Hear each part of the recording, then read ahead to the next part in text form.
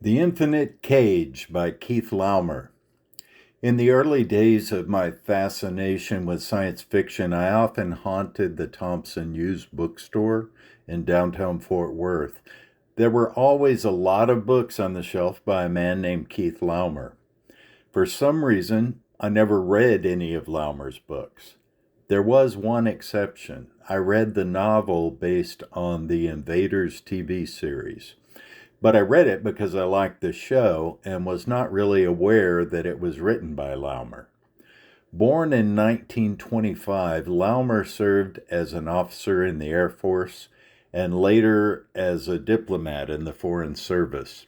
His 19 novels about a galactic diplomat named Retief are laced with humor and are still very popular with a lot of science fiction fans. On my last trip to Gardner's Books in Tulsa, I decided it was high time I read some of Laumer's work. This book caught my eye, The Infinite Cage. Despite having no real expectations, I was pleasantly surprised as this story unfolded. So much so that I read it in a single sitting, staying up until after 2 a.m. The story opens with a pathetic human being held captive by police in a local jail and badly abused by them. The cops think he is either mentally impaired or faking it. Either way, they believe themselves justified in battering the pathetic man. Our initial glimpses into the prisoner's mind reveal he is experientially aware of what is happening to him, but has no framework of memories, beliefs, sense of self through which to evaluate his misfortunes. As yet, he has no name, but his mind is filled with the voices and identities of other individuals. Occasionally, he allows one of these voices to take over and provide him with the information and advice he needs to cope with a particular situation. There is only the barest glimmer of a sense of me or a personal identity stirring within this frail, injured man. Following one of the experienced voices in his head, the man with no name manages to escape the jail, leaving the cruel policeman locked in the cell. A woman finds him collapsed on the sidewalk outside the police station. She has no love for the cops and believes they are responsible. She talks a friend from a nearby bar into helping her assist the man. From this point, the nameless man bounces from one encounter to the next, frequently giving a string of names when asked who he is.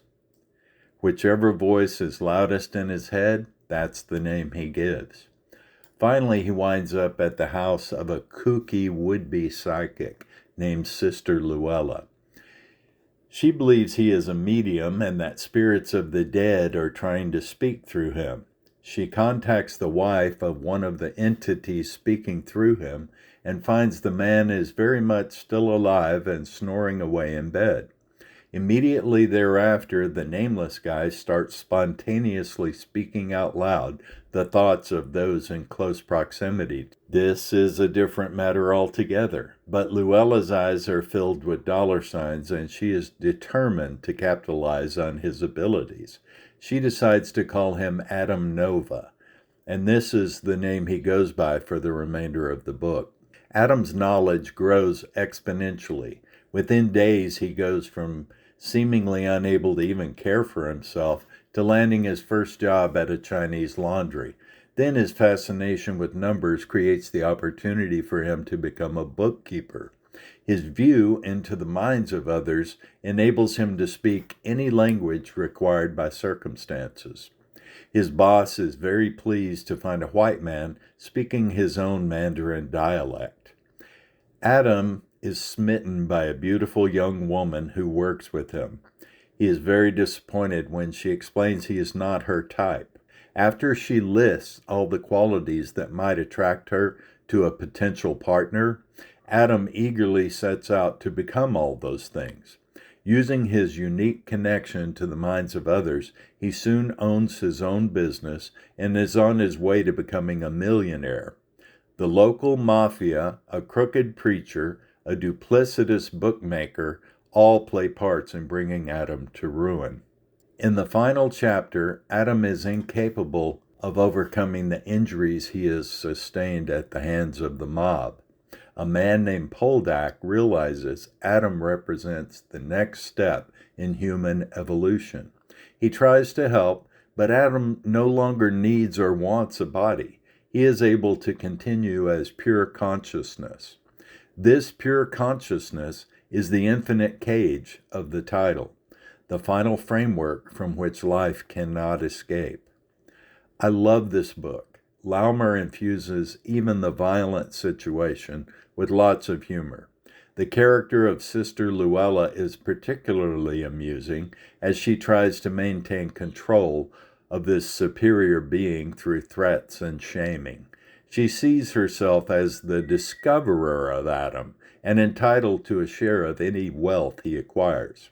If the infinite cage is representative of Laumer's writing, I look forward to many hours of entertainment as I explore his other books. I highly recommend The Infinite Cage by Keith Laumer. Check it out.